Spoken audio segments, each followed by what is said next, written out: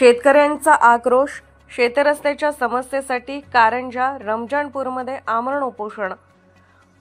बाळापूर तालुक्यातील कारंजा, रमजानपूर आणि नया अंदुरा येथील शेतकऱ्यांनी आपल्या न्याय मागण्यांसाठी आमरण उपोषण सुरू केले आहे. शेतात जाणाऱ्या रस्त्याच्या समस्येने त्रस्त झालेल्या शेतकऱ्यांनी तहसीलदार, जिल्हाधिकारी आणि लोकप्रतिनिधींना वारंवार निवेदने दिली असली तरी प्रशासनाने कोणतीही ठोस कारवाई केलेली नाही, असा शेतकऱ्यांचा आरोप आहे. शेतरस्ते पाण्याखाली, शेतीच्या कामात अडथळा. या भागातील पाणकास नदीवर बांधलेल्या धरणाच्या पाण्यामुळे पूर्व पश्चिम दिशेला असलेले जुने शेतरस्ते पूर्णतः बुडाले आहेत. परिणामी शेतकरी शेतीच्या मशागतीपासून ते पिकांची देखभाल आणि कापणीसाठी शेतात पोहोचू शकत नाहीत. याचा थेट परिणाम शेतकऱ्यांच्या आर्थिक नुकसानीवर होत असून त्यांच्या उदरनिर्वाहाचा प्रश्न गंभीर बनला आहे. निवेदनानंतरही प्रशासनाचे दुर्लक्ष. शेतकऱ्यांनी 12 सप्टेंबर 2024 रोजी तहसीलदार, SDO, जिल्हाधिकारी आणि मुख्यमंत्र्यांकडे नवीन शेत रस्त्यासाठी निवेदन दिले होते. तसेच स्थानिक आमदार आणि खासदारांनाही याची कल्पना देण्यात आली. मात्र प्रशासन आणि लोकप्रतिनिधींनी कोणतीही ठोस कारवाई केली नाही.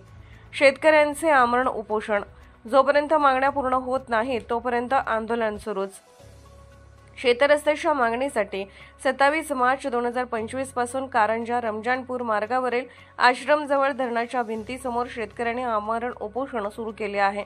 जोपर्यंत प्रशासन मागणीची दखल घेत नाही आणि नवीन शेत रस्त्याची व्यवस्था करत नाही तोपर्यंत आंदोलन सुरू राहणार असल्याचा निर्धार शेतकऱ्यांनी केला आहे. पोलीस आणि प्रशासनाची भेट.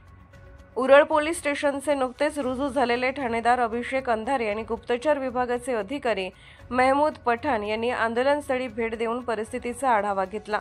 मात्र अद्याप कोणताही ठोस निर्णय घेण्यात आलेला नाही. शेतकऱ्यांच्या संयमाचा अंत. प्रशासन कधी करणार निर्णय? शेतकरी हेच अन्नदाता असून त्यांच्या समस्येकडे दुर्लक्ष करणे लोकप्रतिनिधी आणि प्रशासनाच्या उदासीनतेचे ज्वलंत उदाहरण आहे.